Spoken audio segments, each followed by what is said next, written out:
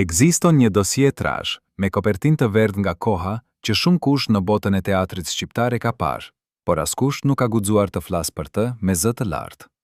Brenda saj, midis faqeve të ngjatura nga lagështia e viteve, fshihet një dokument që sipas atyre që e kanë lexuar, mund të shpjegojë gjithçka. Pse Kadri Roshi, burri që e mbante mbi supe peshën e një kombi të tërë, u bë me kalimin e kohës aq i vetmuar sa edhe fjalla e fundit e tij mbeti e panjohur për publikun. Ky dokument nuk është thjesht kontratë pune. Ata që e dinë tregojnë se ishte diçka shumë më e errët, një lidhje që i kufizonte lirinë jo vetëm si artist, por edhe si njeri. Për dekada të tëra, njerëz të caktuar u kujdesen që ky material të mos dilte kurrë nga errësira e sirtarëve të mbyllur. Por koha, si gjithmonë, është armiku më i pamëshirshëm i sekreteve. Dhe sot, ne jemi gati të hapim ato dosie të verdhë, faqe pas faqe. Kadri Roshi. Vetë emri prodhon një dridhje të çuditshme te çdo shqiptar që ka mbushur moshë të mjaftueshme për ta parë atë mbi skenë. Ishte njeri i tillë që kur hynte në skenë, ajri vetë ndryshonte, si të kishte hyrë dikush që e kishte marrë teatrin borxh dhe kishte ardhur ta shlente me interesa. Tiranasit e vjetër ende kujtojnë si bënin rreshta të gjatë para teatrit kombëtar, jo thjesht për bileta, por për të parë atë burr, me qëndrimin e tij mbretëror, me zërin e thellë si guri i malit, me sytë që flisnin edhe kur goja heshte. Për gati 6 dekada, ai ishte fitura e teatrit shqiptar. Ai ishte teatri shqiptar. Por çfarë ndodh pas perdes, kur dritat e skenës shuhen dhe grimi fshihet?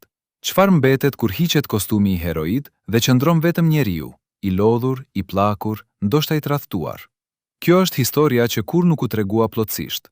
Dhe kjo është historia që ne do t'ju tregojmë sot me të gjitha hijen dhe dritën e saj, me të gjithë dhembjen e fshetë dhe lavdinë e shfakur. Sepse Kadri Roshi nuk ishte thjesht aktor. Ai ishte pasqyra në të cilën kombi shqiptar shihte versionin më të mirë të vetvetes. Dhe kur ajo pasqyrë u qartë, asnjë nuk diti si ta mbajt. Kishte njerëz pranë tij, jo shumë, por të zgjedhur me kujdes, që e dinin gjendjen e vërtet të Kadri Roshit në vitet e fundit të jetës së tij. Jo gjendjen publike, atë të festave dhe dekoratave dhe duarve të shtrira nga zyrtarët e kulturës, por gjendjen e vërtet, atë të orëve të vona kur apartamenti ishte bosh dhe heshtja bëhej e padurueshme. Ishin ndoshta 5 apo 6 persona, mjek, koleg të vjetër, dikush nga familja, që kishin para të Kadri që nuk dilte kurrë para kamerave. Dhe të gjithë, pa u dakorduar me njëri tjetrin, kishin zgjedhur të heshnin. Disa nga frika, disa nga respekti, disa, dhe kjo është pjesa që të ngrin gjakun, nga interesi. Sepse, sipas disa zërave, imazi i Kadri Roshit si kalla e pathjeshme, si kolosi pamposhtur i skenës shqiptare, u vlente shumë njerëzve shumë para. Dhe një kolosi i tjerë, një plak i lodhur me sy të lagur, nuk i shërbente askujt. Por dikush nga ai rreth i ngushtë vendosi të flasë, jo me gazetë, jo me televizion, por me ata pak njerëz të besuar që e kanë mbledhur këtë tregim me durim prej vdekjes së tij deri sot. Dhe ajo që doli është diçka midis tragjedisë greke dhe skandalit të ftohtë ballkanik. Flitet për periudha të tëra izolimi, kur Kadri Roshi nuk dilte nga shtëpia jo nga sëmundja, por nga diçka shumë më e rëndë. Ai ndjehej i panevojshëm. Burri që kishte luajtur Hamletin, Otellon, Macbethin, të gjithë gjigantët e dramaturgjisë botërore, ndjehej i panevojshëm. Burri para të cilit kishte rënë në gjunjë publiku i Tiranës, Durrësit, Shkodrës, ndjehej si të mos kishte lënë gjurmë. Si është e mundur kjo? Si mund të ndodhte kjo me njeriun që gjithë populli e cuante krenaria jon?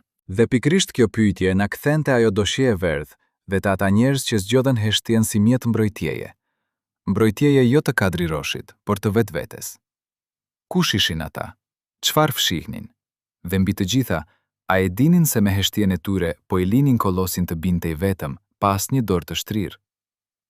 Për ta kuptuar tragjikun e mesazhit të fundit që Kadri Roshi i la gruas, duhet të kuptojmë nga çfarë ishte ndërtuar njeriu që e la atë mesazh. Duhet të kthehemi shumë vite prapa, në një Shqipëri krejt tjetër, ku teatri nuk ishte ardëtim, ishte ideologji, ishte pushtet, ishte çellës i mbijetesës. Kadri Roshi lindi në një kohë ku Shqipëria po kallonte nëpër njëri nga transformimet e saj më dhunshme. Ishte fëmijë i rrethanave të rënda, i asaj gjenerate shqiptare që mësoi shumë herët se çdo të thotë të përmbash, të shtysh ndjenjat, të bushqeshesh kur ke dhembje, të qëndrosh drejt kur bota të shtyj poshtë. Ai erdhi në teatr jo si një i pasur me privilegje, por si dikush që vdiqte për skenën, çdo fjalë, çdo lëvizje, çdo heshtje e studiuar deri në minutën e fundit. Kolegët e tij të asaj kohe tregojnë se Kadri Roshi mund të mos fliste me askënd për orë të tëra para shfaqjes. Ai u lej në cepin e dhomës së kostumeve dhe jetonte rolin që do të luante, si të bëhej metamorfoza prej njeriu i gjallë në personazh. Teatri Kombëtar i Tiranës, me fasadën e tij imponuese dhe sallën që mbante frymën e një brezi të tërë, u bë vatrani i tij i vërtet, ndoshta më shumë se shtëpia. Dhe pikërisht kjo, në ndritën e asaj çfarë do të ndodhë më vonë, tingëllon si tragjedia e parë e fshehtë e Kadri Roshit. Ai dha teatrit gjithçka kishte, dhe pyetja që mbeti pa përgjigje deri në fund ishte nëse teatri apo ata njerëz pas tij i kthyen diçka të vërtet në këmbim. Vitet e komunizmit ishin vite të shkëlqimit dhe të frikës, njëkohësisht, sidomos për artistët. Çdo rol duhej aprovuar, çdo tekst kallonte nëpër filtrat e ideologjisë, dhe artistët e mëdhenj si Kadri Roshi ndodheshin në një pozicion paradoksal. Ata ishin tepër të vlefshëm për t'u shkatëruar, por tepër të rrezikshëm për t'u liruar. Ata mbaheshin sigurt të çmuar brenda një kafaze prej ari, të ekspozuar, të vlerësuar, të lavdëruar, por kur plotësisht të lirë. Dhe kafazi prej ari, siç e dim të gjithë, mbetet kafaz. Burimet e afërt me familjen tregojnë, dhe kjo ka rënë në vesh të shumkujt, edhe pse kur nuk është bërë publike me prova dokumentare, se në një periudhë kritike të karrierës së Kadri Roshit, thuhet se ekzistoi një marrëveshje e shkruar, e cila i kufizonte lirinë artistike dhe personale në mënyra që sot do të na dukeshin të pabesueshme. Jo një kontratë e zakonshme mes teatri dhe aktori, diçka shumë më komplekse, me klauzolla që preknin edhe jetën e tij jashtë skenës, edhe vendimarrjet e tij private, edhe marrëdhëniet e tij me njerëzit e afërt. A ishte kjo tipari i sistemit komunist që kontrollonte gjithçka? Sigurisht, por a kishte edhe njerëz konkret me emra dhe mbiemra që përfituan nga kjo lidhje kufizuese? Kjo është pyetja që nuk ka marrë kurrë një përgjigje publike. Ndërkohë, publiku e adhuronte. Ndërkohë, fëmijë në shkolla të gjithë Shqipërisë studionin rolet e tij si modele të gjuhës dhe karakterit shqiptar. Ndërkohë, emri Kadri Roshi shqiptohej me të njëjtin ton reverencë me të cilin shqiptohej Ismail Qemali apo Gjergj Kastrioti, me nderin të thellë, pothuajse të shenjtë. Por brenda kafazit prej ari, diçka po kallbej ngadalë. Nuk ka njeri që e ka njohur Kadri Roshin në kulmin e karrierës së tij dhe nuk ju thot të njëjtën gjë. Ishte një gjigant, jo vetëm si artist, si njeri. Kishte prezencë fizike dhe morale njëkohësisht, ai lloj pranie që të bën të ndjesh se je në shoqërinë e dikujt jashtë zakonit. Edhe kur rrinte i ullur në kafenen e bllokut, i rrethuar në kolegë dhe admirues, kishte diçka rreth tij si aureole pa dukshme. Njerëzit ktheheshin të shihnin, por nuk guxonin të afroheshin pa u ftuar. Ai ishte njohës i thellë i njerëzve. Shihte gjëra tek personat që ata vetë nuk i kishin zbuluar ende. Kolegët e tij të vjetër tregojnë anekdota të shumta, si dallonte talent të vërtet nga gjesti i stërvituar, si e ndjente kur dikush po luante rol jo vetëm mbi skenë, por edhe në jetën reale. Dhe kjo aftësi, të shohësh nëpër maskën e njerëzve, është njëkohësisht dhuratë dhe mallkim, sepse kush sheh shumë, shpesh mbetet i vetëm. Është pikërisht kjo thellësi e perceptimit që na çon te pyetja e fshehur e gjithë kësaj historie. Nëse Kadri Roshi e shihte as qartë natyrën njerëzore, a e shihte edhe kur tradhtia po i afrohej nga ata që i kishte besuar? A e shihte, por zgjidte të mos shihte. Nga nevoja, nga dashuria, apo nga ajo lodhje e thellë e njeriut të madh që nuk ka më forcë të luftojë edhe brenda dierëve të shtëpisë. Flitet, dhe kjo është ndër gjërat që rrjetit i ngushtë ja konfirmon vetes me zë të ulët, se kishte periudha kur Kadri Roshi ndihej jashtëzakonisht i vetmuar brenda marrëdhënieve të afërta. Jo i ndar fizikisht, por i ndar emocionalisht, ashtu siç ndodh shpesh me njerëzit e mëdhenj. Ata rretojnë veten me njerëz, por njerëzit vinë për legjendën, jo për personin. Vinë për emrin, jo për njeriun pas emrit. Dhe Kadri Roshi, me të gjithë mpretësinë e tij njerëzore, e ndjente këtë dallim si pllagë të hapur. Mjekat që kam vizituar gjatë viteve të fundit, personazhe diskrete që preferojnë anonimatin edhe tani, tregojnë për një burr i cili pas çdo konsultimi pjeste pothuajse ritualikisht. Doktor, sa kohë kam? Jo me frikë, teksojnë ata, por me kureshtje gati filozofike, si dikush që ka ndërtuar planet dhe dëshiron të di nëse koha i mjafton t'i realizoj. Por çfarë planesh? Çfarë kishte mbetur pa bërë ky njeri që kishte bërë gjithçka? Çfarë fjallosh kishte mbetur pa thënë ky njeri që kishte shprehur me zërin e tij pothuajse çdo emocion njerëzor të mundshëm? Dhe ja, kemi arritur pikën ku historia bëhet me të vërtetë e dhimbshme, sepse gjendja shëndetësore e Kadri Roshit gjatë viteve të fundit ishte temë tabu jo vetëm për familjen, ishte temë tabu edhe për institucionet kulturore, edhe për ata që kishin interes të ruanin figurën e tij të pangopur, të pathieshme, të pavdekshme.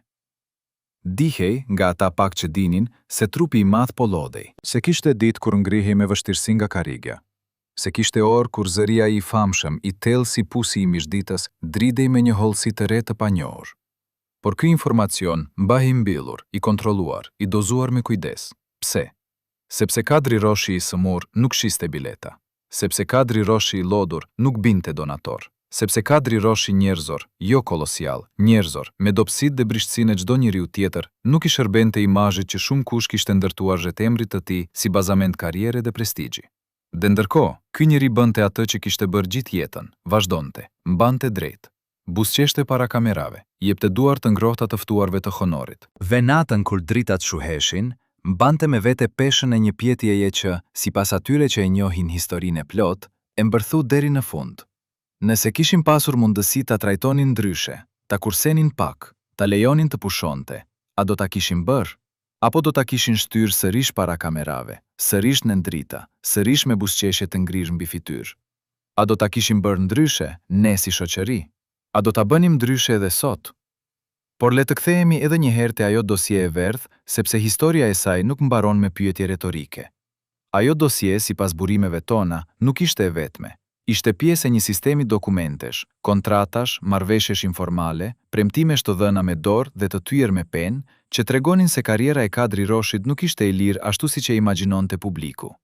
Kishte zinxhir, të padukshëm, të lëmuar, por zinxhir. Dhe ai kishte mbajtur pa ankuar, jo sepse nuk i ndjente, por sepse teatri ishte gjithçka kishte, dhe pa teatrin, Kadri Roshi nuk e imagjinonte ekzistencën e tij. Ky është paradoksi i tmerrshëm i jetës së tij. Vatrani që i jepte kuptim ishte njëkohësisht kafazi. Ngushëllimi dhe burgu, dashuria dhe lidhja, të gjitha të bashkuara në të njëjtin ndërtesë me fasadë solemnale, me salla të ngrohta dhe kulisa të ftohta. Disa nga dokumentet e asaj periudhe, dhe këtu bazohemi në dëshmi të kujtesës, jo në kopje fizike të verifikuara, flisnin për kushte shumë të rrepta. Kufizime mbi të drejtën e Kadrit për të refuzuar role, kufizime mbi kontaktet me artistë të huaj, kufizime mbi çfarë mund të deklaronte publikisht rreth gjendjes së teatrit apo pagave. Njeriu që luante heronj të lirë mbi skenë nuk ishte gjithmonë i lirë të hiqte petkun e heroit kur dilte nga porta e teatrit. Dhe kjo, miq, na tregon diçka thelbësore për tragjikun e jetës së Kadri Roshit. Diçka që e bën mesazhin e fundit drejtuar gruas edhe më të rëndë, edhe më të errët, edhe më të padurueshëm për tu imagjinuar. Sepse qitua gruas tënde kur kuptoni të dy se koha po mbaron. Dhe akoma bartni brenda jush fjalë të patëna, liri të pashijuara, zhug të paecura. Por kjo pjesë e historisë do të vijë. Së pari, duhet të kuptojmë edhe diçka tjetër. Diçka që rrethit i ngushtë të Kadri Roshit i dinte prej kohësh, por që askush nuk ishte guxim ta nxirrte në dritë.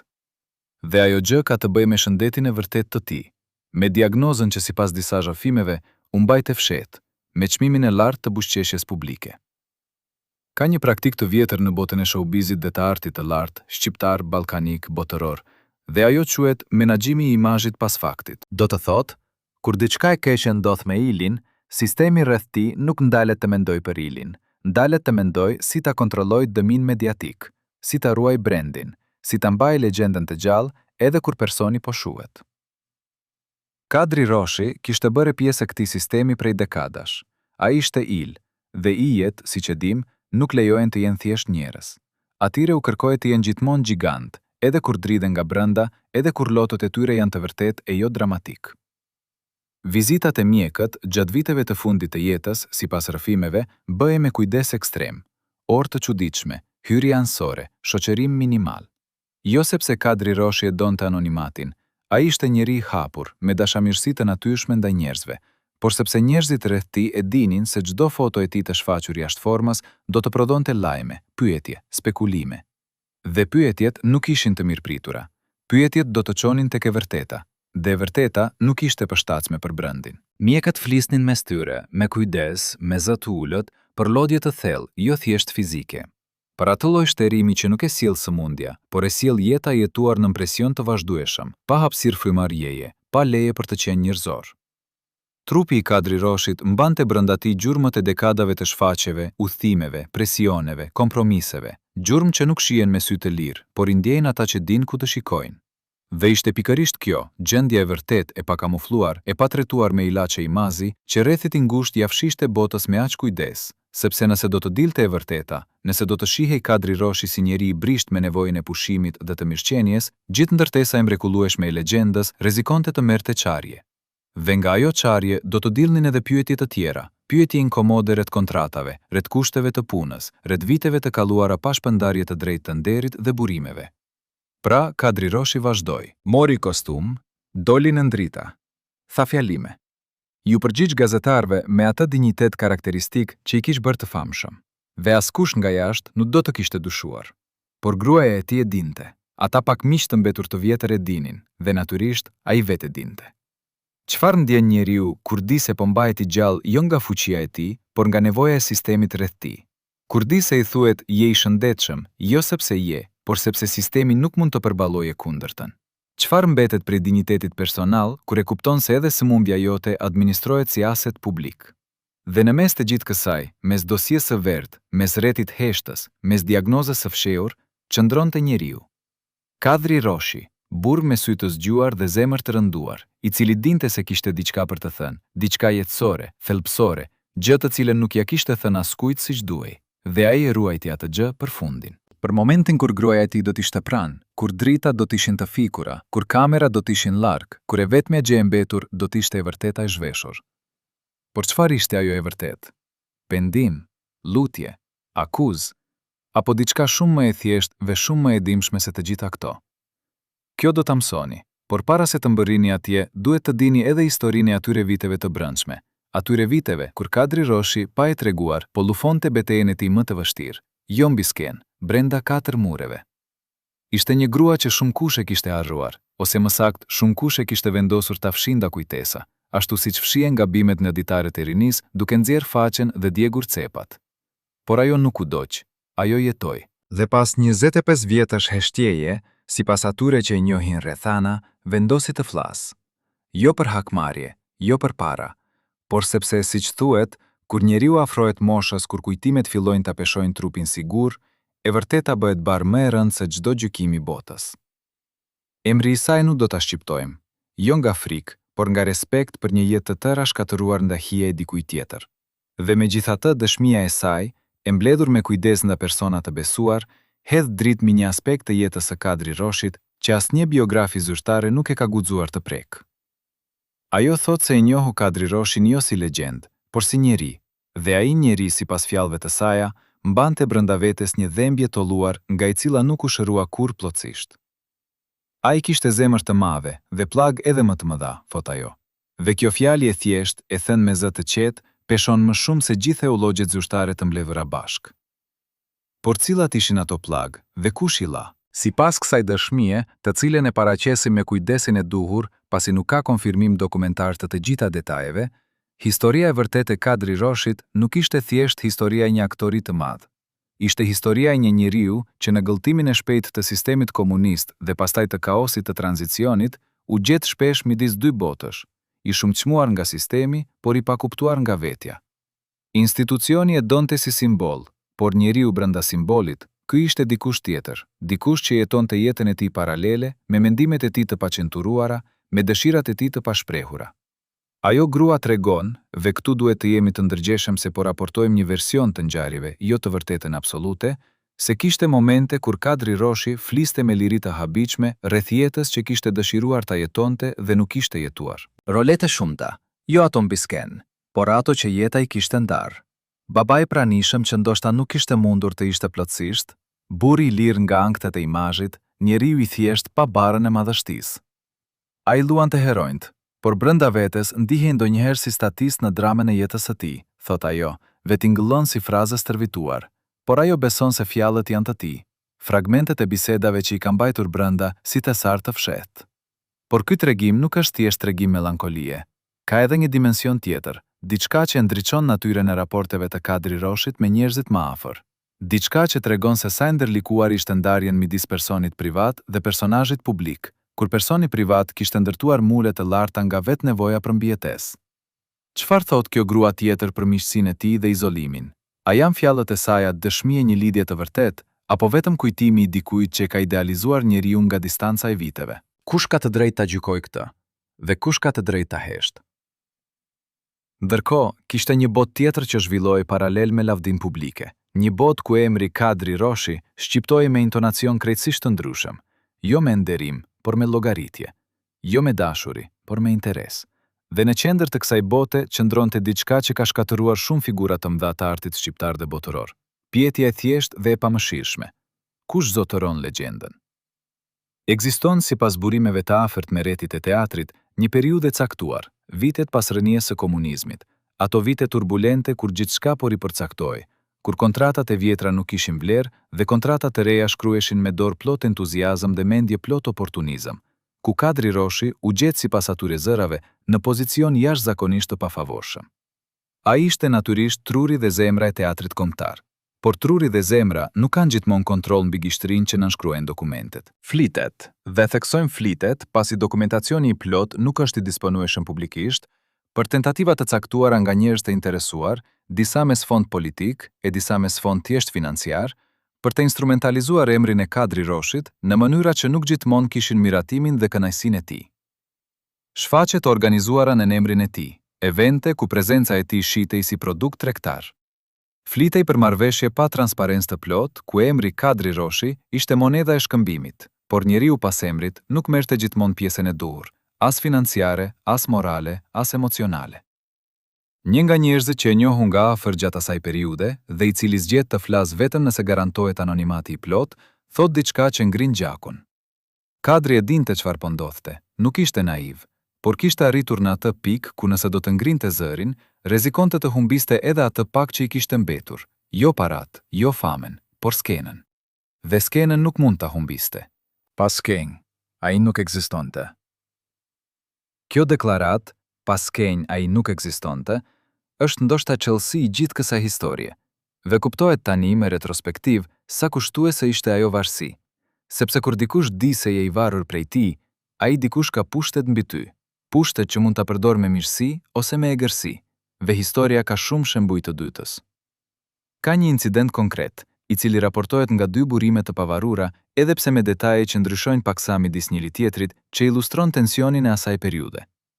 Sipas këtyre burimeve, në një takim të caktuar organizativ, Kadri Roshi do të kishte shprehur kundërshtim të qartë ndaj një vendimi institucional. Kundërshtim që kishte të bënte me mënyrën se si po administrohej teatri dhe sipas njërit prej burimeve me kushtet në të cilat u kërkohet artistëve të punojnë. Reagjimi ndaj këtij kundërshtimi, sipas rrëfimit, nuk ishte dialogu dhe debati i shëndetshëm, por heshtja e ftohtë dhe më pas distancimi gradual nga ata që kishin çelësat e vendimeve. Nuk i njohim emrat, nuk njohim sallën ku ndodhi kjo bisedë, por njohim efektin, siç e njohim edhe disa kolegë të tij. Një periudhë ku Kadri Roshi sipas atyre u ndije si të kishte thënë diçka të gabuar në vendin e gabuar dhe para njerëzve të gabuar. Si të kishte shkelur në terren mbetura pa e ditur. Dhe ai njeri, me tërë inteligjencën emocionale të tij, e ndjeu ndryshimin, siç ndjek aktori i madh ndryshimin e klimës skenike ku shfaqja ka filluar të shkojë keq. A u bë kjo tradhtia e parë e madhe e jetës së tij private, apo ishte vetëm njëra nga shumë? Dhe me sa zemra mund të tyesh njëri para si ai të pushoj të përgjigjet fare. Kur gjurmive të dikujt ju ka mbyllur çdo derë publike, ato gjurmë mbeten në vende të çuditshme, në letra të papritshme, në kaseta të vjetra magnetike, në ditar me kapak lëkure të ruajtur në përsirtar të harruar. Ekziston, sipas rrëfimit të dikujt që ka qenë i pranishëm gjatë rregullimit të gjërave personale të Kadri Roshit pas ndërrimit të jetës, diçka e vogël dhe e pakuptueshme në shikim të parë. Një zarf i bardhë, e vullosur me dorë, me shkrim që nuk njihet menjëherë si shkruarja e tij e zakonshme, por që konfirmohet nga ata që e njohin mirë. Brenda saj, sipas kësaj dëshmie, nuk ishte diçka dramatike, nuk ishte testamenti fshehtë, nuk ishte listë akuzash, nuk ishte skenari i fundit i paluajtur. Ishte diçka shumë më e thjeshtë dhe për këtë arsye shumë më e dhimbshme. Disa rreshta me shkrim dore, drejtuar askujt konkret dhe të gjithëve njëkohësisht, ku Kadri Roshi shkruante, sipas asaj që tregon burimi, i cili deklarohet se ka lecuar rreshtat para se zarfja të mbyllet përfundimisht, se kishte jetuar duke menduar se koha do të mjaftonte për të thënë gjërat e duhura, për t'u shpjeguar njerëzve që donte, për t'u justifikuar me veten. Dhe tashmë kur koha nuk mjaftonte, kuptonte se ndoshta kishin gabuar jo heshtja, jo vonesat, por besimi se gjërat mund të presin. Kjo zarfe, nëse ekziston siç tregon burimi dhe nëse rrëfimi është besnik, nuk është ulika e skandalit, është ulika e vetmisë. Dhe ulika e vetmisë është e vetmja lloj prove që s'mund ta falsifikosh, s'mund ta manipulosh, s'mund ta shesësh. Ajo qëndron atje ku e le, e heshtur dhe e rënë si gurim mbi varr. Por midis letrave dhe zarfeve dhe gjurmëve të kaluara, është edhe diçka tjetër, diçka materiale, konkrete, e verifikueshme ndryshe. Ka persona të caktuar, jo nga rrethi i ngushtë familjar, por nga rrethi i gjerë institucional, të cilët sipas disa burimeve, pasi morën vesh se gjendja e Kadri Roshit ishte keqësuar seriozisht, thuhet se u orvatën të siguronin akses të caktuar te materiali arkivor, filmimet, incizmet audio, shfaqjet e vjetra të xhiruara nëpër studiet e vogla, jo për t'i ruajtur, por për t'i administruar, për t'i kthyer me fjalë të thjeshta në produkt. Dhe kjo tentativë, nëse gjendja ishte siç raportohet, ndodhi jo pas largjimit të tij nga jeta, por para. Ndërkohë ai jetonte, ndërkohë ai mendonte, ndjente, shikonte nga dritaret, dëgjonte zëra familjare të huaj. Ndërkohë ai mbante brenda vetes atë zarfe të bardhë, ose metaforën e saj, atë gjë të pathënë, dhe pyeste veten nëse momenti i duhur do të vinte ndonjëherë. Gruaja e tij ishte pranë, nuk dim se çfarë i ka thënë ajo atij gjatë atyre kohësh, por dim, nga të gjitha ata pak njerëz që flisnin me hezite dhe zë të ulët rreth jetës së tij të vonë, se ajo kishte qenë gjëja e fundit ndërmjet tij dhe errësirës totale. Nuk flas metaforikisht, flas praktikisht. Ajo ishte njeriu që i kujdesej, që qëndronte, që nuk largohej kur imazhi si avlen. Dhe ky fakt, i thjesht, i pa dram, pa asgjë spektakolare, është ndoshta gjëja më e vërtetë e gjithë kësaj historie. Po çfarë ndodh kur njeriu kuptonte se edhe ajo grua, edhe ajo prani e fundit e ngrohtë, duhej të dinte diçka, diçka që kishte mbajtur tepër gjatë. Çfarë kthyer nga e kalluara? Cilën gjë konkrete e ruante si borxh të papaguar ndaj saj, ndaj vetes, ndaj artit dhe ndaj vendit? Dhe cilat janë fjalët, ato fjalë konkrete në shtratin e vdekjes që disa i dinë dhe askush nuk ka guxuar t'i thotë me zë të lartë? Por historia e jetës së Kadri Roshit nuk mund të lexohet plotësisht pa kuptuar sistemin brenda të cilit u formua dhe u shtyp njëkohësisht. Një sistem që nuk ishte thjesht ai komunist i cili mbaroi me rënien e busteve, por ai tjetri, ai njerëzor, ai i klikave dhe pushteteve dhe vendimeve të marra në përdoma ku ai nuk ftoi. Sepse ka një moment preciz, të cilin ata që njohin botën teatrore shqiptare e vendosin në vitet e fundit të shekullit të 20 dhe të para të shekullit të 21, ku diçka ndryshoi fundamentalisht në mënyrën se si sistemi kulturor e trajtoi Kadri Roshin. Deri atëherë, edhe me të gjitha kufizimet, ai ishte i patjetërsueshëm. Emri i tij hapte dyer, zëri i tij mbyllte debate, prania e tij bënte salla plot. Por pastaj, graduale si erozioni i detit mbi shkëmb, filloi të ndodhë diçka e re. Emra të rinj filluan të mbushnin hapësirat mediatike. Tendenca të reja estetike erdhen me shpejtësinë e kapitalit të huaj. Dhe Kadri Roshi, si shumë gjigant të gjeneratës së tij, gjeti veten në pozicionin paradoksal të legjendës së gjallë. Të nderueshëm në fjalime dhe i pazvendësueshëm në histori, por pak a shumë i padëshiruar kur bëhej fjalë për vendime të reale mbi kë do të financohej, kë do të promovohej, kush do të ishte fytyra e ardhshme. Ekzistojnë sipas burimeve vendime institucionale të caktuara nga ajo periudhë, mbi programimin, mbi shpërndarjen e roleve, mbi ftesave për festivale ndërkombëtare, që sipas atyre që i njohin nga brenda, e lën Kadri Roshin në margjin me një finesë të tillë, saqë mund të mohohej lehtësisht çdo qëllim i keq. Nuk ishte ndalim i hapët, nuk ishte vendim me emër dhe mbiemër. Ishte ai lloj heshti institucionale që vepron si asfiksie ngadaltë, nuk të bllokon frymën menjëherë, por gradualisht e bën ajrin pak a pak më të pakët, derisa një ditë e gjem veten duke gullcuar pa e kuptuar mirë pse. Kolegët asaj periudhe, disa ende aktiv, disa të tërhequr, disa të cilët zgjedhin me kujdes fjalët kur pyeten rreth kësaj çështje, konfirmojnë atmosferën. Ka pasur njerëz që nuk donin ta shihnin Kadri Roshin shumë të pranishëm, thot njëri, dhe pastaj hesht, si të ketë thënë shumë. Jo nga urrejtja, nga llogaritja, shton tjetri. Dhe kjo dallim midis urrejtjes dhe llogaritjes është ndoshta dallimi më i rënd në të gjithë histori, sepse llogaritja nuk lë gjurmë emocionale. Llogaritja nuk të lejon të akuzosh asnjë. Llogaritja thjesht të zhvendos nga qendra drejt margjinës, me të njëjtin ton neutral dhe profesional, me të cilin zhvendosen sende nga vitrina kur vijnë modele të reja. E kemi fjalën për vite kur Kadri Roshi ishte akoma plotësisht prezent, plotësisht i aftë, plotësisht zotërim i artit të tij. Nuk ishte çështje moshe apo aftësie, ishte çështje hapësire. Hapësirës që vendos të japësh dhe hapësirës që vendos të marrësh. Dhe dikush, diku, kishte vendosur t'i angushtoj atë hapësirë. Sipas rrëfimeve, ka pasur raste kur Kadri Roshi mori vesh, nëpërmjet atyre kanaleve informale që ekzistojnë gjithmonë në botën e ngushtë kulturore, rreth vendimeve me të cilat nuk ishte konsultuar, rreth projekteve ku emri i tij ishte diskutuar si alternativë dhe pastaj hedhur poshtë, rreth listave ku rada e tij kishte zbrepur. Dhe çdo herë, sipas atyre që e njihnin, reagimi i tij nuk ishte shpërtim. Ai nuk ishte njëri shpërtimesh. Reagimi ishte ai lloj heshtjeje e veçantë, ajo tërheqje e brendshme, ajo ndezje mërzitshme e syve që disa e përshkruajnë si largimi i tij i vërtet. Largim jo fizik, po shpirtëror, prej hapësirave ku ndjehej i paçmuar. Dhe kjo ishte tragjedia e tretë, ndoshta e treta, dhe e fundit e madhe i jetës së tij. Pas kafazit të komunizmit dhe pas instrumentalizimit të oportunistëve të tranzicionit, erdhi marginalizimi i heshtur. Ai lloj marginalizimi elegant dhe i pandallshëm që nuk të ofendon hapur, por burg të bën po kështu. A e dinte ai se kush kishte vendosur? A kishte emra konkret në mendjen e tij? A i kishte thënë ndonjëherë gruas, apo ndonjë miku të vjetër, apo ndoshta atij zarfit të bardhë të pahapur, emrat e atyre që i kishin ngushtuar botën?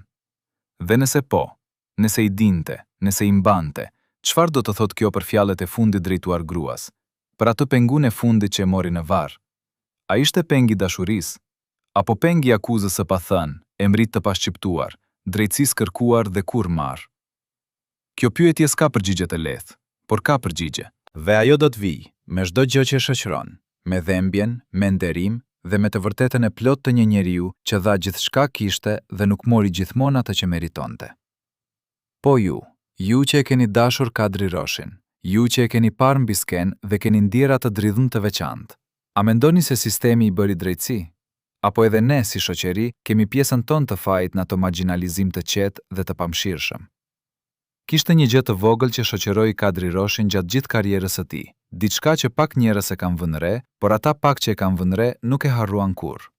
Ishte një unaz e vjetër, e punuar me argjend të nxirr nga koha, me një gur të errët në qendër, që dukej si qimiri ngurtësuar në presion shekujsh. Ai e vinte atë unaz çdo herë para se të hynte në skenë, jo si ritual publik, jo si gest për kameramanët, por me atë qetësi të heshtur të dikujt që krye një veprim të shenjtë midis tij dhe vetes. Kolegët e vjetër të teatrit kombëtar e kanë zhëfyer këtë detaj me tone pothuajse të fshfritura, si të ishte diçka tepër personale për ta thënë me zë të lartë.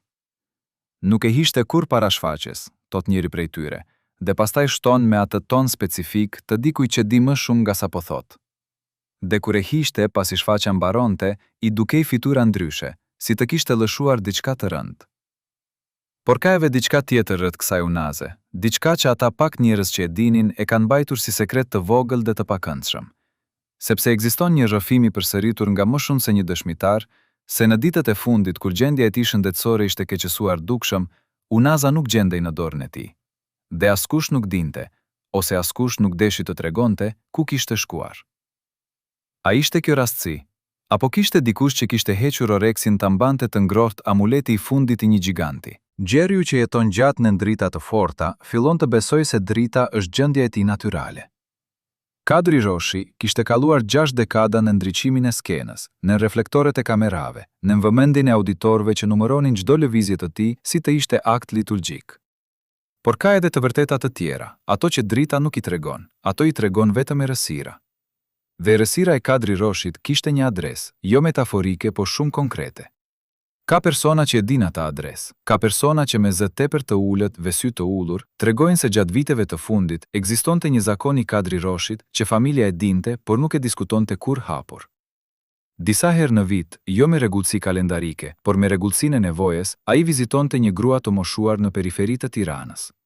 Jo mjeke, jo mikeshe vjetër, jo kushëri e largët. Ishte, sipas rrëfimeve, një grua që dihej se leksonte, siç thuhet me atë eufemizëm shqiptar që bashkon fatin, të ardhmen dhe të kaluarën në të njëjtin gëshetin popullor.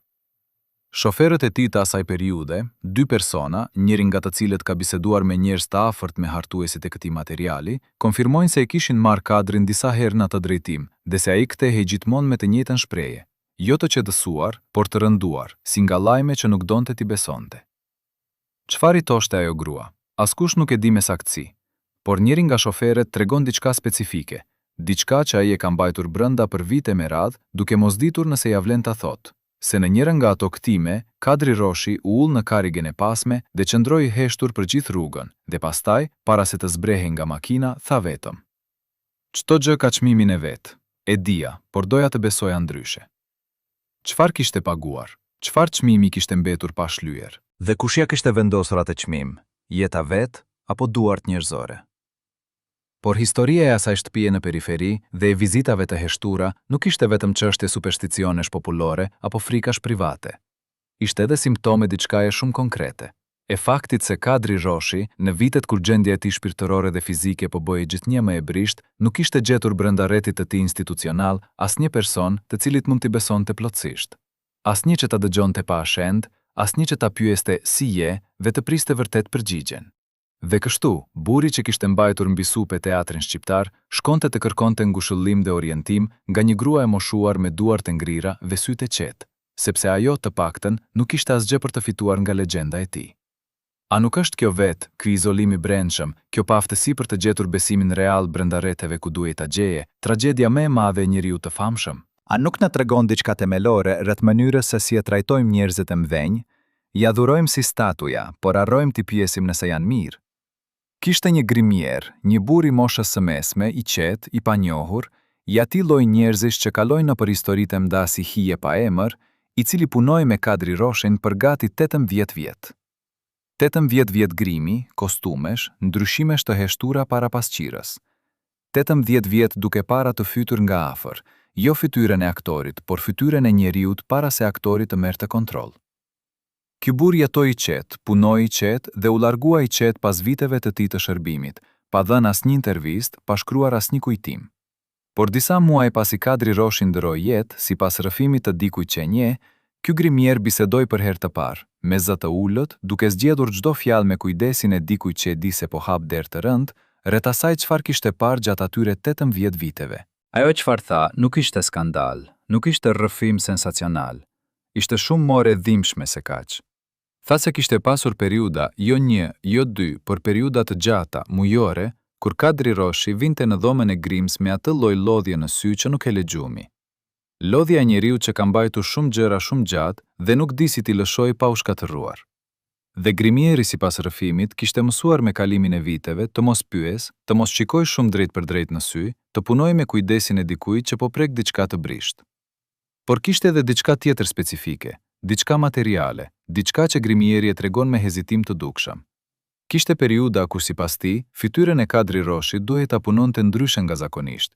Jo për arsye dramatike, jo për kërkesat e rolit, por sepse lëkura kishte marrë atë ngjyrë të lehtë që të tregon se trupi po punon shumë fort në brenda dhe po nxjerr jashtë gjurmët e mundit. Grimieri e di dallimin midis lodhjes shkenike dhe lodhjes reale. 18 vjet e mëson këtë dallim si asnjë mjek. Dhe ai thot, gjithmonë me zë të ulët dhe sy të drejtuar diku tjetër, kishte ditë kur kuptoja se nuk po fshija vetëm moshën, po fshija diçka tjetër. Por ky nuk ishte i vetmi sekreti domës së Grimës. Grimieri tregon edhe diçka tjetër, diçka që na kthen te pyetja e madhe e kësaj historie. Ka pasur sipas tij njerëz të caktuar, jo familje, jo kolegë të ngushtë, por figura institucionale, njerëz me qellsa zyrtash dhe tituj të ndërmjetëm, të cilët sipas kujtesës së tij shfaqeshin her pas here para shfaqjeve dhe bisedonin me Kadri Roshin me atë intonacion të caktuar, i cili nuk është urdhër, por nuk është as kërkesë. Është ajo zonë gri e mesme ku presioni nuk vërteton gjurmë. Dhe pas atyre bisedave, sipas grimierit, Kadri Roshi kthehej në karrige dhe qëndronte i heshtur pak kohë. Pastaj thoshte thjesht: "Hajde, vazhdojmë." 2 fjalë. Hajde, vazhdojmë.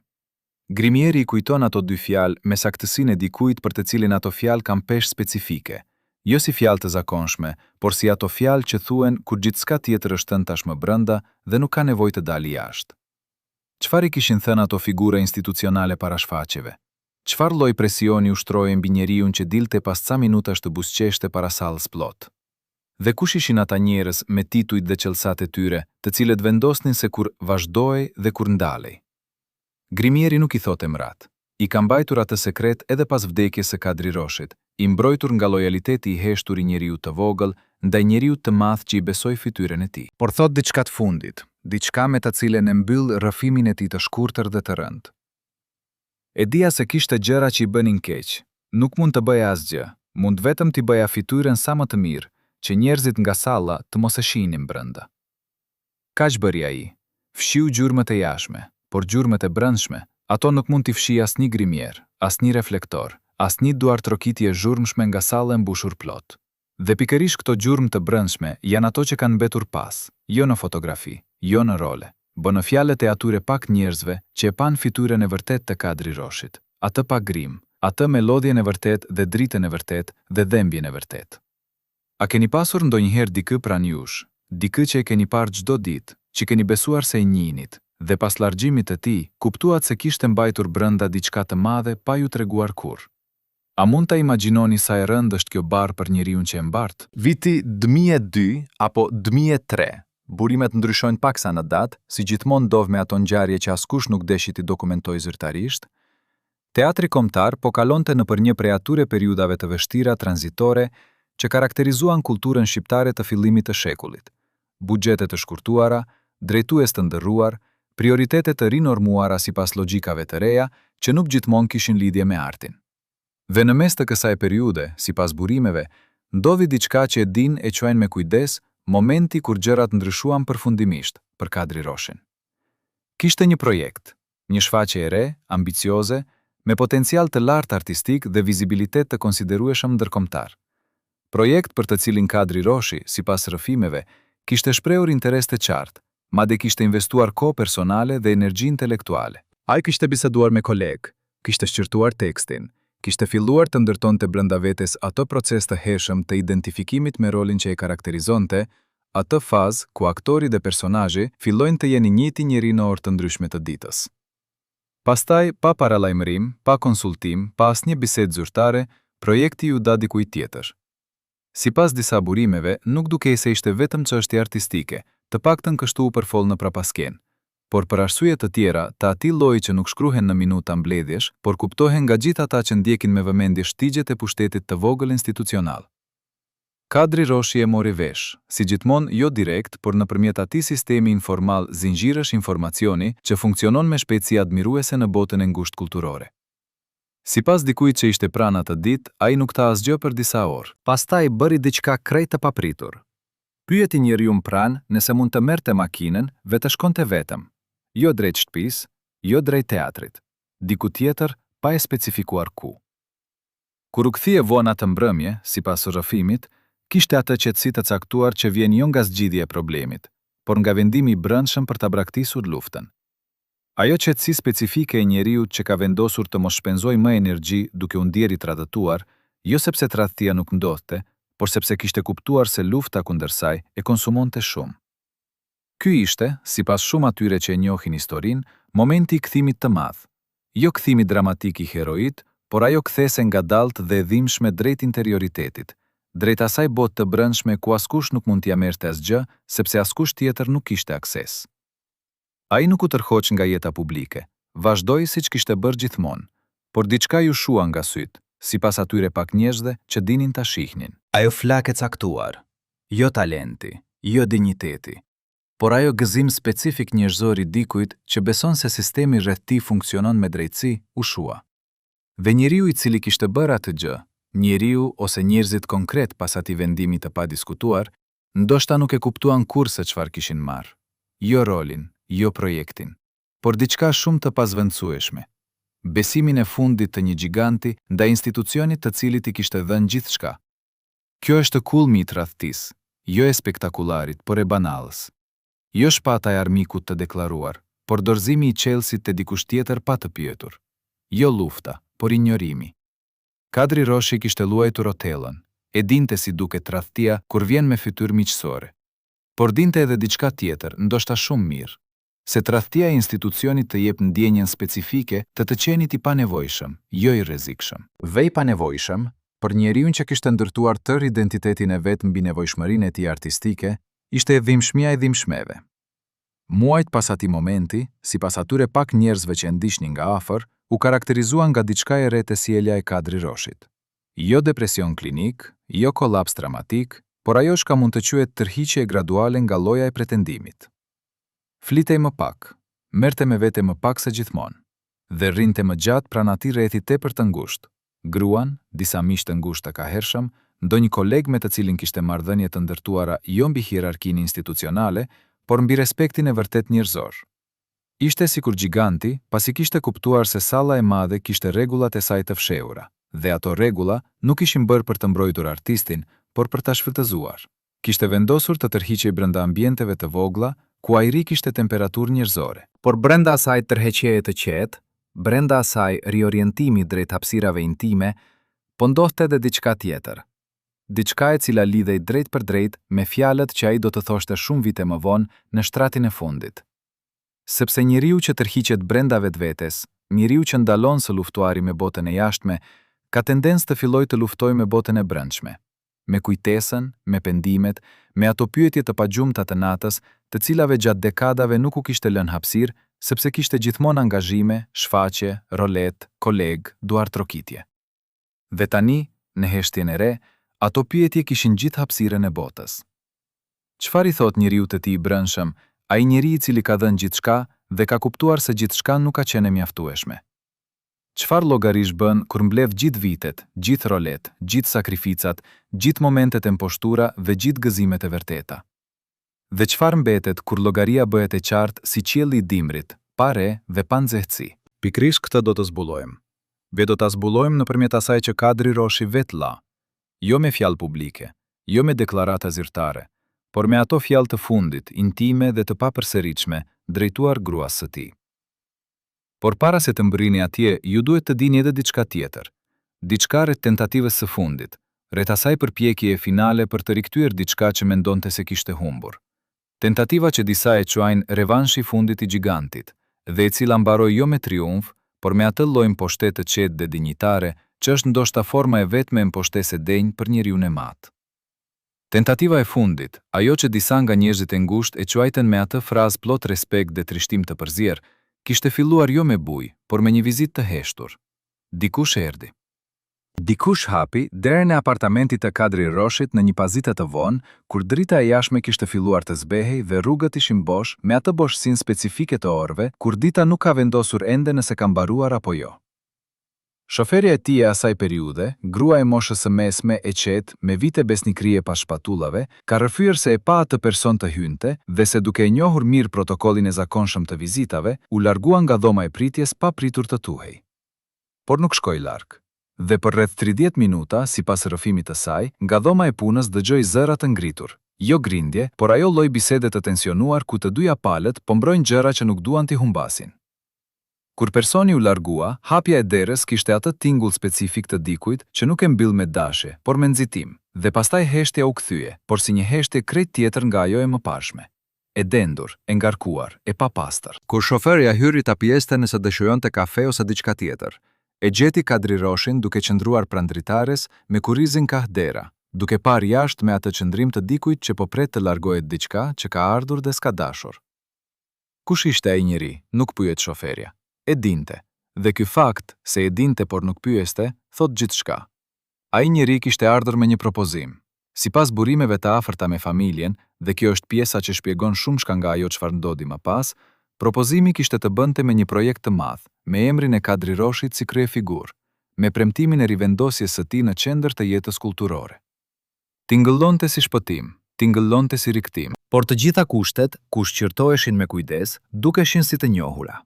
Kontrolli mbi materialin, të drejtat mbi incizimin dhe shpërndarjen, kompetenca e emrit të tij të vendosur në duart e njerëzve, që të paktën në syrin e publikut, nuk ishin folur kur hapur për mënyrën si merreshin këto vendime.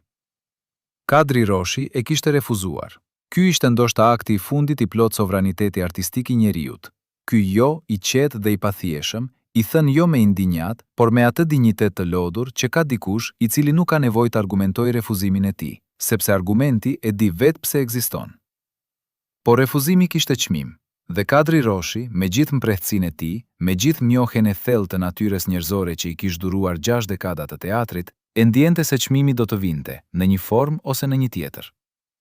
Dhe erdhi, jo me njëherë, jo me zurma, por me atë qetësi administrative që ka fuqinë e vallës ngadalt, indiferenca, heshtja selektive. Zvendësimi gradual i emrit të tij me emra të rinj në kontekstet ku dikur ai ishte i pashmangshëm, jo ndales, jo dënim i shpallur, por diçka akoma më mizore. Largjim gradual nga qendra, si të largohej drita nga dhoma e padraperisur, pa asnjë vendim specifik të artikuluar, thjesht me kalimin e ditëve dhe largjimin e diellit. A kishte pasur dikë tjetër pas atij vizitori? Dikë që e kishte dërguar atë njeri si përfaqësues, dikë me pushtet real, institucional dhe financiar, dikë emri i të cilit do ta çonte narrativen drejt vendimeve të marra larg syve publik. Burimet janë të kujdesshëm, fjalët zgjidhen me shumë precizion, dhe pikërisht kjo kujdesi e lë historinë pezull, jo si akuzë prerë, por si dyshim i fortë se në atë botë kishte çelësa që nuk i mbante publiku, njerëz që vendosnin se kush kishte akses dhe kush nuk kishte. Njerëz emrat e të cilëve nuk figurojnë kurrë në postera, por figurojnë shpesh në dokumente, marrëveshje dhe vendime që zakonisht s'janë pjesë e bisedës publike. Dhe ai ngjeri, ai vizitori pasdites, çfarë u bë me ta? Vazhdoi karrierën e tij, mori projekte të tjera. Emri i tij shfaqet her pas here në programet kulturore, gjithmonë me tone respektuese, gjithmonë me tituj të rënd institucional. Jetoi të treguarit e historisë si anekdot, ndoshta edhe ai vete ka harruar atë vizitë, atë jo të heshtur, atë derë të mbyllur në citimti pas tij. Kjo është natyra e llogaritjes, ndryshe nga urrejtja, e cila të lë gjurmë, llogaritja largohet pa lënë cicërim mbi ndërgjegje. Por drita e pasdites nuk harron, dhe shoferja nuk harron, dhe muret e apartamentit të Kadri Roshit, nëse muret mbajnë mend siç disa besojnë, nuk harrojnë as ata. A keni pasur ndonjëherë momentin kur keni kuptuar se dikush që ju kishte dhënë dorën nuk e kishte bërë nga zemra, por nga llogaritja? Dhe a keni mundur pas atij kuptimi të bënit sërish besim, jo ndaj atij personi, por ndaj vetes tuaj, ndaj të drejtës tuaj për të besuar? Janë disa gjëra që nuk shiten kurrë me dëshirën e pronarit. Ato humbasin, shpërndahen, administrohen, e riadministrohen, kur pronari nuk sheh ose kur pronari nuk është më. Dhe kjo e vërtet e dhimbshme, e zakonshme, e universale, e gjeti edhe Kadri Roshin, jo si surprizë dramatike, por si konfirmimi i qetë i asaj çfarë kishte filluar ta ndjente prej kohësh. Ekziston sipas rrëfimit të dikujt të afërt me familjen, diçka e çuditshme dhe e pabesueshme rreth trashëgimisë materiale të tij, jo trashëgimisë artistike, e cila është e pasur dhe e padiskutueshme, por asaj fizike dhe financiare. Njerëzit që e kishin njohur Kadri Roshin gjatë viteve të karrierës, besonin natyrisht se kishte ndërtuar diçka të qëndrueshme, jo nga lakmia, por sepse ishte njeri i disiplinuar, i punës, i atij brezi që dinte çmimin e çdo gjëje dhe nuk e harxhonte kurrë pa qëllim. Por vdekja, siç ndodh shumë herë me njerëzit e famshëm, i vë gjërat përballë shifrave, dokumenteve dhe zbrazëtive që askush si ka parë me sy, kur njeriu ishte gjallë. Pas pritjes dhe emocionit të gjatë të humbjes, pas lotëve dhe ceremonive dhe fjalimeve mbreslënse të zyrtarëve, kur erdhi koha e praktikës, e raditjes së gjërave e dokumenteve, të afërmit sipas këtyre rrëfimeve u gjendën përballë një realiteti më të ndërlikuar nga sa prisnin. Shumat dukeshin më të vogla nga sa mendohej. Llogarit kishin lëvizje që jo të gjithë kishin të qarta, dhe materiale të caktuara, incizime, të drejta, arkiva, dukej se kishin kaluar nga një administrim te një tjetër në periudha të caktuara me formalitete juridike që për syrin e jashtëm duken të vogla dhe pak të dukshme. Si kishte ndodhur kjo? Kush kishte nënshkruar çfarë dhe kur dhe nën cilat rrethana? Këto janë pyetje që pa dokumente publike dhe pa një proces të qartë të njohur, mbeten më shumë si mjegull se sa si akuzë. Por mbi të gjitha ngrihet një dyshim njerëzor. A e kishte ditur Kadri Roshi gjithmonë se çfarë po nënshkruante? Apo edhe atje, edhe në ato dokumente, besimi i tij i natyrshëm ndaj njerëzve të afërt kishte qenë, siç ndodh shpesh, një dobësi që të tjerët mund ta kishin shfrytzuar? Trashëgimia financiare e njeriut të madh nuk është kurrë temë thjesht. Aty mblidhen vite të tëra marrëdhëniesh, premtimesh, kompromisesh, besimesh të dhëna dhe të tujera. Por ka diçka specifike në rastin e Kadri Roshit që e bën këtë temë akoma më të rëndë se zakonisht. Fakti se ai ishte njeri i cili kishte besuar. Kishte besuar në institucione, kishte besuar në njerëz, kishte besuar se të gjithë ata rreth tij e ndanin të paktën ato minimum vlerash të cilat i kishin mbajtur lidhur gjatë viteve të vështira.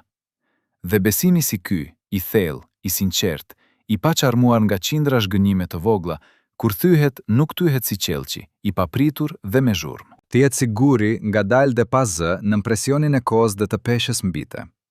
Ka persona, të cilët nuk do t'i emërtojmë sepse disa janë akoma prezent dhe disa kanë familje të pafajshme, për të cilët është përfolur se kam pasur një rol të privilegjuar njohës dhe ndikim mbi çështjet administrative dhe juridike të Kadri Roshit gjatë viteve të fundit të jetës.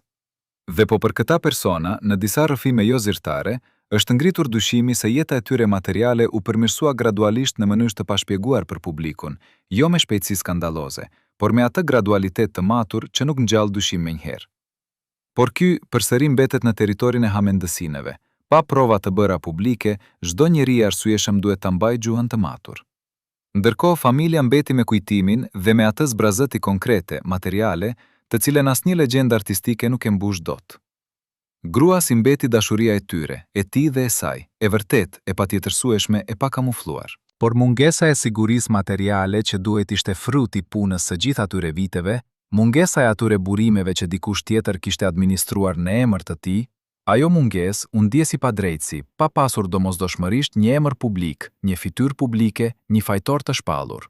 Dhe njerëzit që sipas rrëfimeve kishin qenë pranë gjatë gjithë atyre viteve, njerëzit që kishin mbajtur çelësat e dokumenteve, njerëzit që kishin qenë besnik me emrin e tij, nuk u pan të përballeshin me një llogaridhënie publike të qartë. Nuk pati, të paktën sa dihet publikisht, një ekspozim të plotë.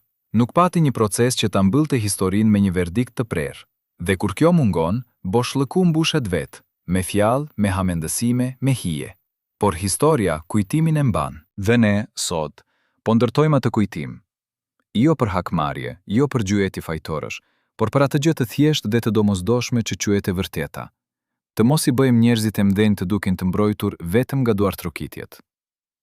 A ju duket e njohur kjo histori? A keni parë ndonjëherë si, pas largjimit të dikujt të famshëm, rreth tij fillojnë të qarkullojnë zhëfime për çështje që nuk u sqaruan kurrë? Çfarë mendoni kur shihni këtë? A duhet më shumë transparencë, më shumë dokumentim, më shumë kujdes institucional, që të mos mbetet gjithçka në tasheteme? Dhe tani kemi arritur atje ku gjithçka mblidet, aty ku të gjitha fijet e kësaj historie, të gjitha anët e errëta dhe të ndriçuara, të gjitha tradhtitë dhe dashuritë dhe sakrificat dhe heshtjet konvergojnë në një pikë të vetme, intime, të pazvendësueshme. Kemi arritur te doma, te shtrati, te ai çast kur zëri i Kadri Roshit. Ai zë i thellë si pusi i mirditës.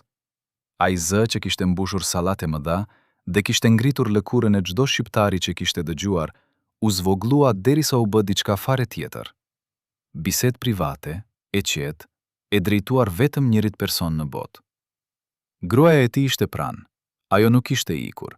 Ky është fakti i parë dhe më i rëndësishëm. Ajo kishte qëndruar, me gjithë vitet e vështira, me gjithë periudat kur jeta me njeriun e madh do të kishte mposhtur shumë të tjerë, me gjithë sakrificat e heshtura të saj që nuk do të hyjnë kurrë në asnjë enciklopedi. Ajo ishte aty. Dhe Kadri Roshi e shikoi atë. Kështu e tregojnë disa rrëfime të njerëzve të afërt, pa pretenduar se mund të riktejnë fjalë për fjalë çdo detaj, dhe foli. Jo me shumë fjalë. Njeriu i madh nuk kishte nevojë për shumë fjalë kur fliste vërtet. E kishte demonstruar këtë gjatë gjithë karrierës, ku heshtja e tij mbi skenë pesonte sa monologët e të tjerëve. Por ato pak fjalë që u kujtuan më pas, në përkujtesën e familjes, kishin brenda vetes peshën e një jete. Filloi nga ajo çfarë quajmë pendim, por jo pendimi i madh, dramatik, teatral, jo ai lloj pendimi që luhet para kamerës, pendimi i vërtet, ai i zakonshëm dhe i dhimbshëm, ai njeriu që ka kuptuar vonë se në raca njerëzore asgjë nuk nëmbvlerësohet aq sa koha. Jo si koncept filozofik, por si minutat konkrete që kalojnë pra njerëzve që duash dhe nuk i kthen kurrë. Thuhet se Illat kuptoi gruas se kishte qenë shumë shpesh larg, jo trupërisht gjithmonë, por me mendjen, me zemrën, me atë vëmendje të plotë që çdo njeri e meriton nga ai që e do. Kishte qenë larg sepse teatri i merrte gjithçka. Kishte qenë larg sepse sistemi nuk kishte lënë hapësirë. Kishte qenë larg sepse, dhe kjo është pjesa që bën të drivesh, kishte besuar, naivisht dhe fort dhe gabimisht, se koha gjithmonë do të kishte edhe një herë të shtyrë. Por foli edhe për diçka tjetër, diçka konkrete, diçka që e kishte mbajtur brenda si gur në gjoks për vite me radhë. Foli për njerëzit dhe për mënyrën si kthehet bota kur je i fortë dhe kur fillon të lodhesh. Jo domosdoshmërisht me emra të thënë me zë, jo me akuza, por me atë qetësi të humbjes finale, kur njeriu nuk ka më as energji për indinjat, as nevojë për justifikim. Thjesht një e vërtetë e tij, e zhveshur nga gjithçka tjetër, siguri pas borës. Ka pasur persona të caktuar, persona me role të rëndësishme në jetën e tij institucionale, të cilëve Kadri Roshi u kishte besuar. Dhe besimi në rrëfimet e kësaj historie del si temë e dhimbshme.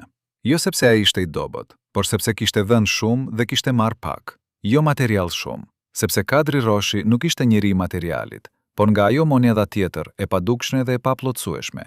Ndjesia se puna jote ka rëndësi për ata pranë të cilëve e bën, se ata njerëz të shohin jo si mjet, por si njeri, se nëse rrëzohesh dhe ke nevojë, duar do të jenë atje.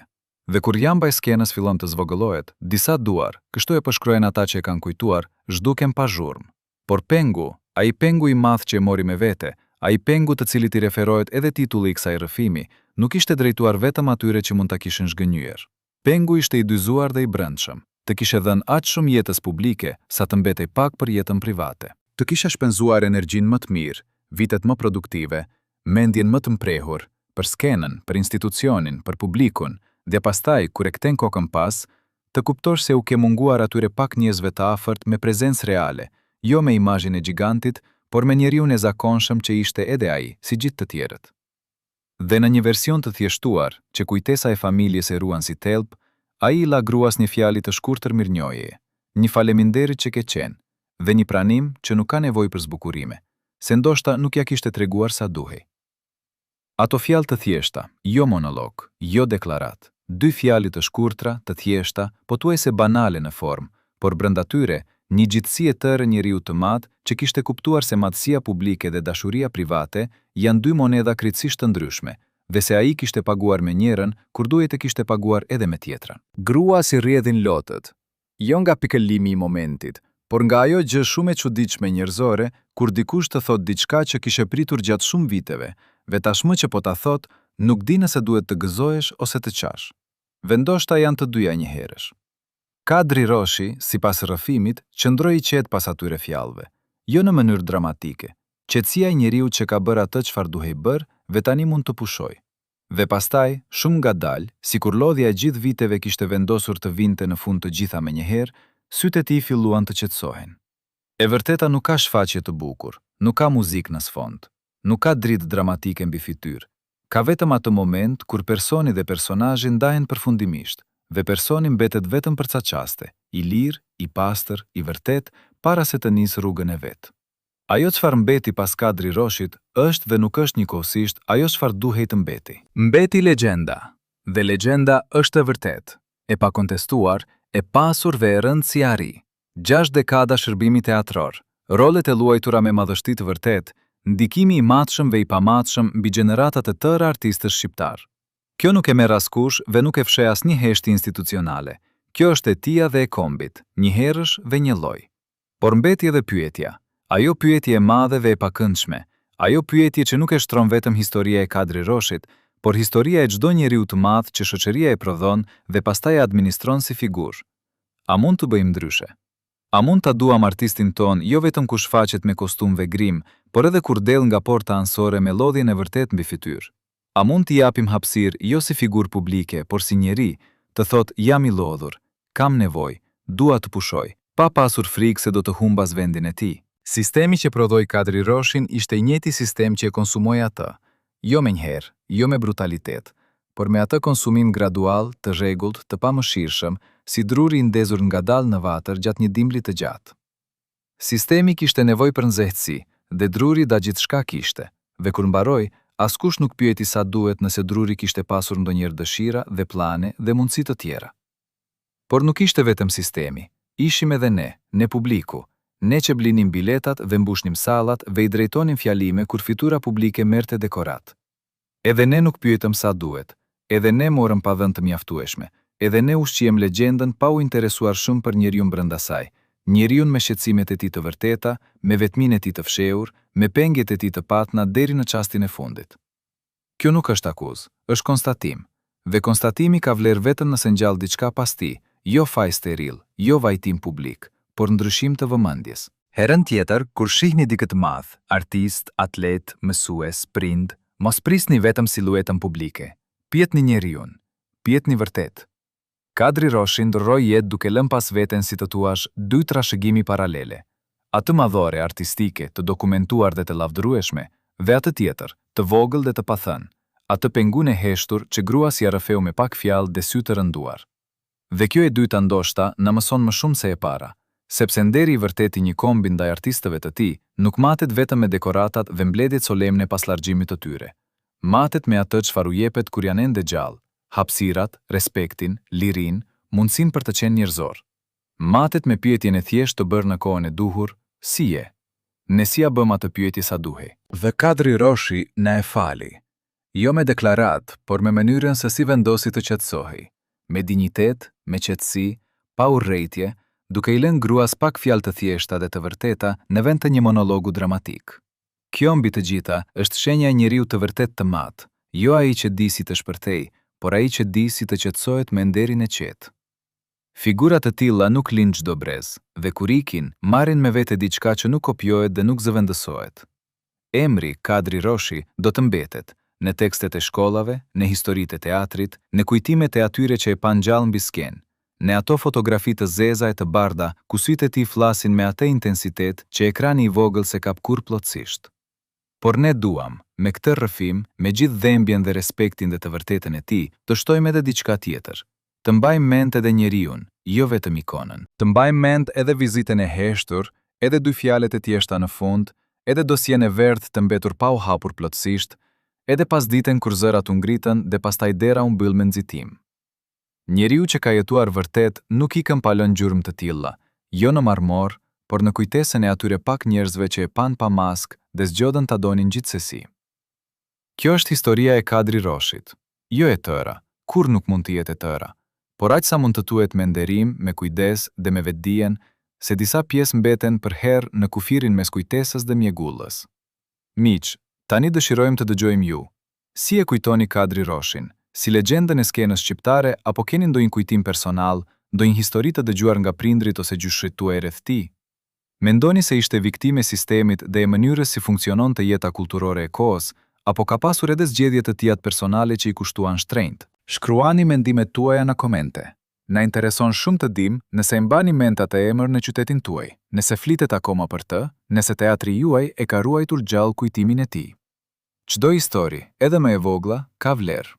Jepni like nëse keni respektur të vërtetën e njerëzve të mvenj, jo vetëm legjendën e tyre, por njeriun real pas legjendës. Dhe abonohuni që të mos humbisni episodin tjetër, sepse kemi akoma histori të tilla për t'ju treguar. Kadri Roshi e meriton të kujtohet plotësisht, dhe kjo është kontributi ju i vogël ndaj atij kujtimi të plotë.